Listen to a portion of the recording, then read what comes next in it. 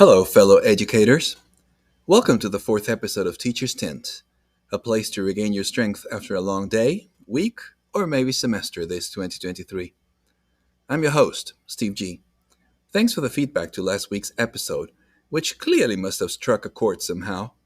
I have picked one response, that from Mrs. U, a teacher who shares was very aware of the stress and anxiety educators go through as she had to struggle daily with them. She finally decided to retire and is now in Mexico. Greetings to you, Mrs. Yu, and please enjoy your well deserved new life. Today we'll talk about a topic that is quite crucial to those who, unlike Mrs. Yu, are still in the classroom keeping a balance. Having listened last week to teachers' responses after discussing the changes in teaching and students in the last 30 plus years, and having concluded that we're staying in this profession, I know you're probably asking, okay, but how do I do it?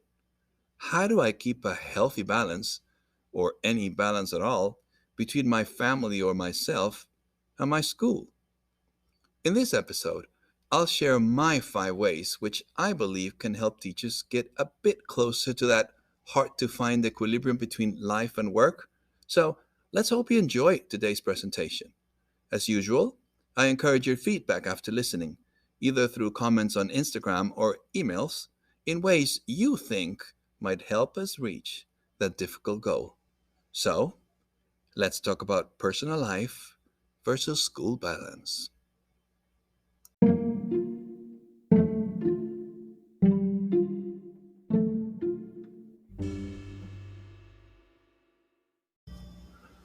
Balance is complicated.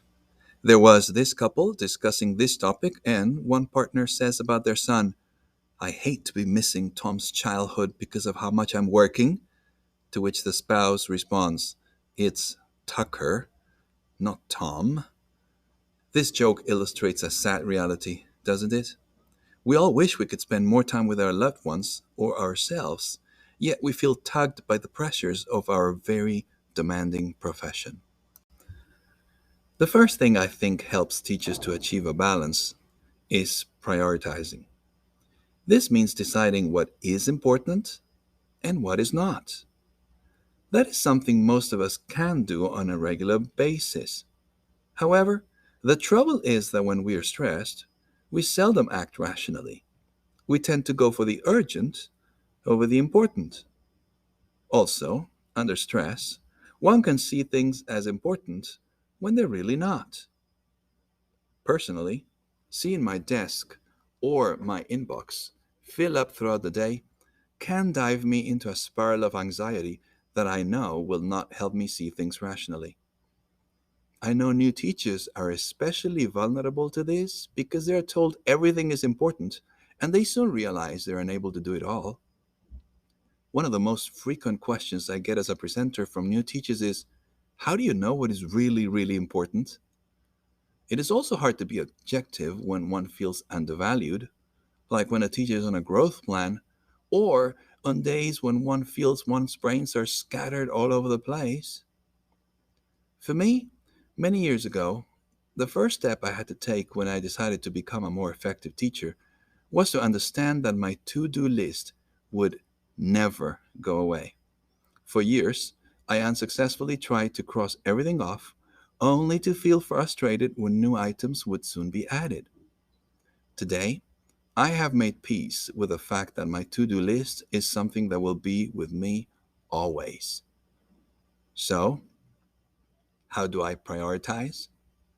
At the end of the day, once the students are gone, I take a breath and then decide what must be done today versus what can wait until tomorrow or is due the day after.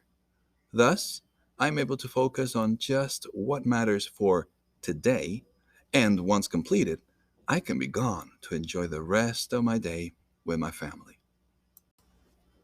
A second crucial factor is, I believe, time management.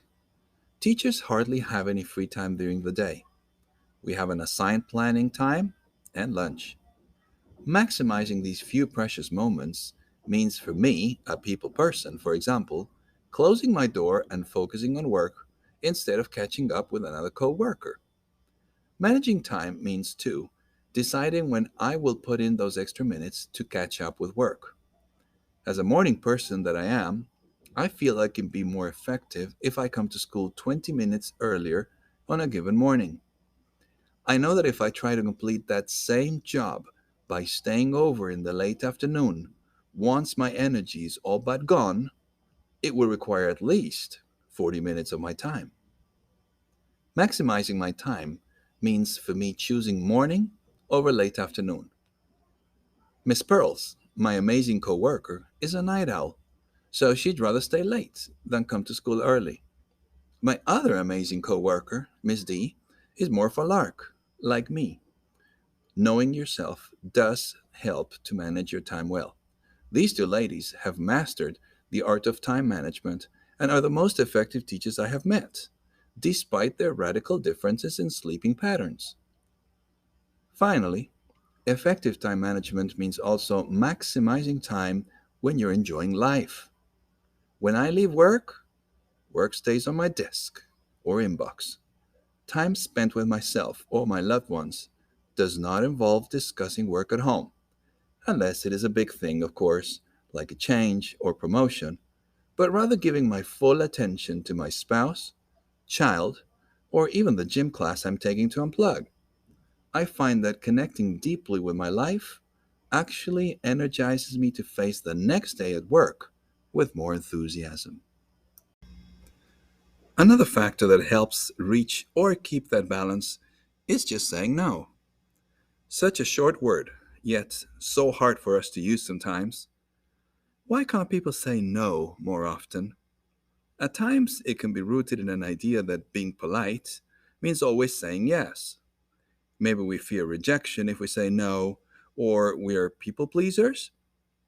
Maybe we don't want to disappoint our administrators or coworkers, but remember last week's episode? The type 4 teacher? The stressed overachiever? I learned this quite early in my career. Understanding one's limitations and realizing that if there is a Superman, it ain't you or me, can go a long way. We can't please everyone, and if someone has the expectation that I will do something, I tell myself that my role in the workplace is not to fulfill everyone's expectations. A fourth helpful factor is listening to yourself. Our bodies talk to us, mine at least does, but we often neglect listening to them in the quest to get more done. If you feel like you need to spend more time with your loved ones, then you should. If this involves taking personal days, well, then, so be it. I know this advice will not make me popular with administrators, but we need to take care of ourselves. If we are sick or exhausted, we can neither work nor enjoy our personal lives. I take a couple of mental health days a year whenever I'm feeling depleted, and that's usually in the spring for me. On these days, I simply invite my wife to a picnic, and whenever her job allows, we both enjoy a great moment together. I also go out by myself and enjoy watching other people working, savoring the fact that today I'm not. Some educators feel that taking a day off is more work than being at school, and to some extent I agree. However, the satisfaction I derive from being away from it all far outweighs, in my opinion, the work involved in contacting and securing a sub and preparing the work. A final factor is listening to our loved ones. Lots of spouses complain that their partners work too much, are never home, or when they are, they're still connected to their work. Like the parent in the joke we mentioned at the beginning, remember? To me, the best meter to gauge how well I'm keeping or failing to keep a balance has always come from my wife. She has often pointed out to me when I've tended to be too focused on work, and, surprisingly, she has lovingly done the same when she has felt I was neglecting work. Our loved ones know us and want the best for us, so we should definitely listen to them.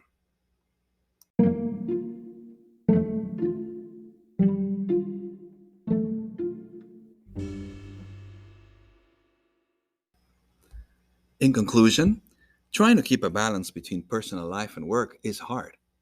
But following these principles can certainly help, namely, prioritizing, managing time effectively, saying no, listening to our bodies, and listening to our loved ones.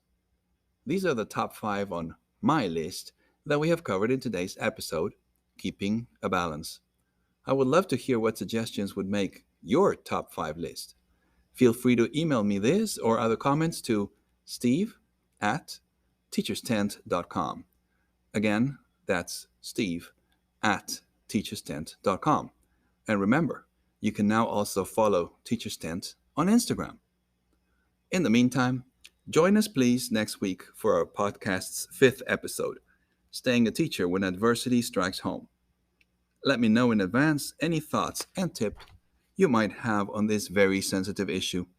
And if you're enjoying the show, please don't forget to let your colleagues and friends know about Teachers Tent. There's room for them too. Have a great week.